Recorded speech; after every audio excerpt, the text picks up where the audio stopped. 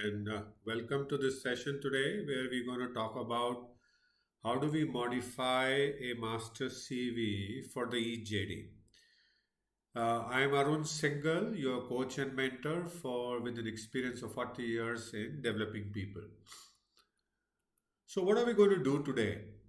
So, purpose of this module is to provide you an understanding of how can you modify the master CV. We talked about in the previous sessions that we need to create a master CV and then we need to modify for each of the JD so that you can get more shortlisting.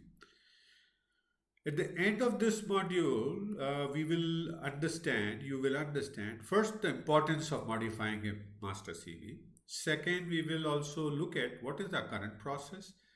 And third, I will suggest you a couple of things, a few things that you can do to modify the master CV with some good insights into that. And also I'll show you how will a modified CV look like. And this will be integrated into the point number 3. Right, so why do we need to modify a master CV for each JD?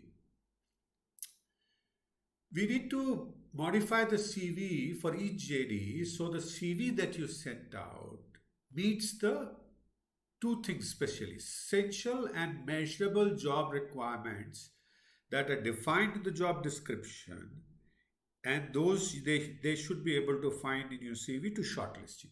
So that's the basic importance and purpose of modifying the CV. So what happens if you don't modify your CV to meet these essential and measurable job requirements?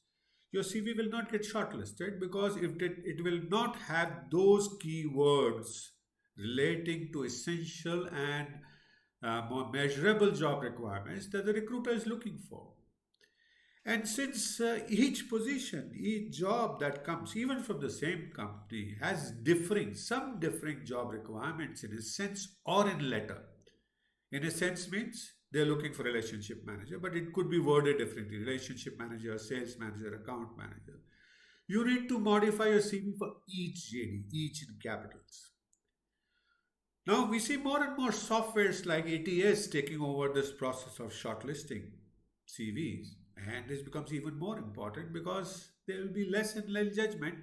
Obviously, the AI programs will become more intelligent over a period of time, but there would always be less room for a judgment that softwares can apply, right? Okay. So let's quickly look at what is the current process that you use. So what do you do today? Think about it, note down, and let's tally notes, right? Okay. So what this is what we do. Most of us create couple of role-based CVs. If I want to go into consulting and marketing, then I create CVs for these two roles independently. I don't individualize my CV for each JD. We don't modify them fully for each JD. We leave it at this point, right? And also, we don't modify them either in letter or spirit. We don't pay attention to the finer details of the keywording.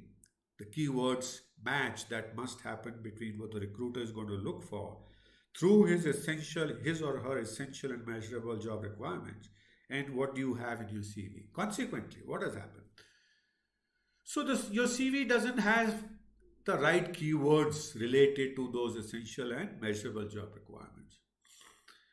And either the software or the junior recruiting person does not find those right keywords in the CV. And since they don't find the right keywords in their CV, they don't shortlist you as compared to many others who may have accidentally or by design done that right keyword listing there in the CVs. And this leads to your missing the opportunities of getting shortlisted. And you keep wondering what has happened. Why am I not getting shortlisted in spite of preparing role-based CVs? So why not look at another process? Why not to look at a process of individualizing CV to match the requirements of each JD?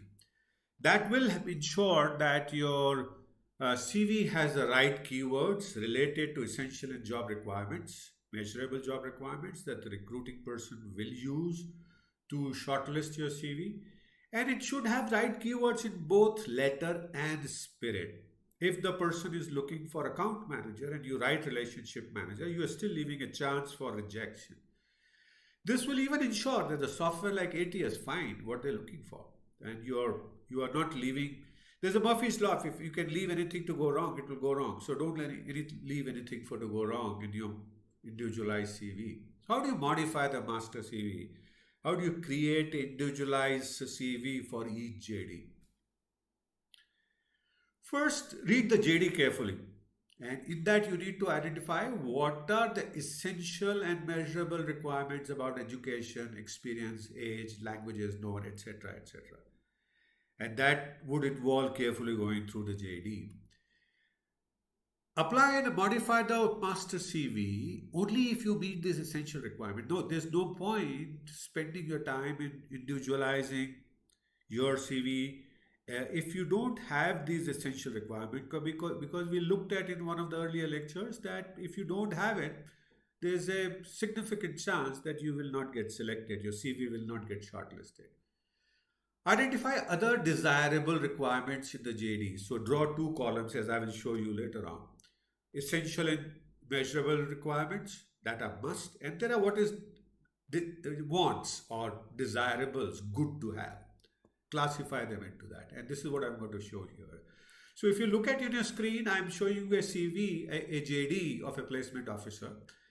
And as we saw in earlier lectures, what is encircled here are the essential requirements, and we can classify them on the right as you see that whole JD into two parts. What are the essential requirements? What are desirable requirements? So we know essential requirements are a postgraduate diploma from a reputed management institute, 2 to 3 years experience in relationship manager, and all other requirements fall into desirable because you can't measure them. While it may be, you can't measure from a CV, do you have oral and written communication? You can't measure whether you have key account management. You can't measure whether you have interpersonal skills like this. So those becomes a desirable and non-measurable. All right. The next thing that we do after having done this classification is find the requirements in your CV that you meet and modify the words in line with the words in the JD. So here what I mean to say is, this is where I mean letter and spirit. So while in the spirit you might have done that, but does your letter contain the right words, the keyword match? And I'm going to show you some examples here now. If words used in master CV says MBA in marketing, replace it postgraduate in marketing management. And like this, can speak well, has good communication skills. Because that's what the JD is looking for. Communication skill rather than can speak well. So if you do more of this literal translation in line with the JD, if you have in essence those things, can make your CV lot more individualized to meet the requirements in letter and spirit. Then remove an educational skills that are not relevant. There may be a lot of things in your CV, master CV, because it's a master CV and you listed everything. So here I would use the strong word, mercilessly. Remove those because if they are not relevant, why put them there? More you have irrelevant things in them, you will leave them in doubt and your main things will get missed. Let your main thing that they're looking for and you have, let them shine out by being there by themselves. Example. If they're not looking for any of these and you have in your master CV a certification in Python, diploma and certificate, mountain climbing skills, then just drop them. Right, so having done the modification of letter and spirit kind of a thing and removing education, remove irrelevant portions from about me. So it's tailoring. So you need to see what I need to delete. Retain all work experience. Because if you remove any of the work experience, the question could be what happened to that period of time. So don't try removing anything from your work experience. Retain all relevant project and extracurricular expenses. So projects works because they are not time, they don't give your lifetime line.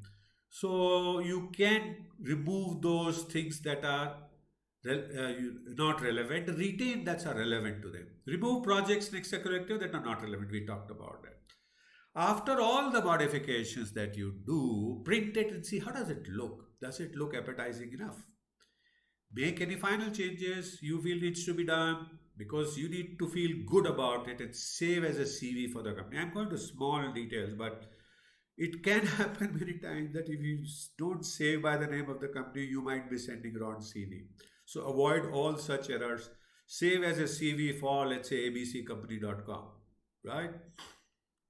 Okay. So what did we learn in this module? What we learn is most of us use role-based CVs, and we don't fully individualize our CVs for each JD. And we know now that this process is not effective because we don't put in the right keywords in either or in both letter and spirit. Please remember, letter and spirit. We need to consider modifying the master CV for each JD so that our CV has in letter and spirit what the essential and measurable job requirements the recruiter is looking for, and he or she is going to use those to make the shortlisting decision. And we now know how can we modify these JD requirements, both letter and spirit, right? So right. So we've done all the four steps, three steps, and why prepare a CV. So it's time to summarize now. Great. So thank you so much for watching this CV again today, and I hope you have enjoyed this video as much as I have while talking to you, and look forward to seeing you summarizing our session next week.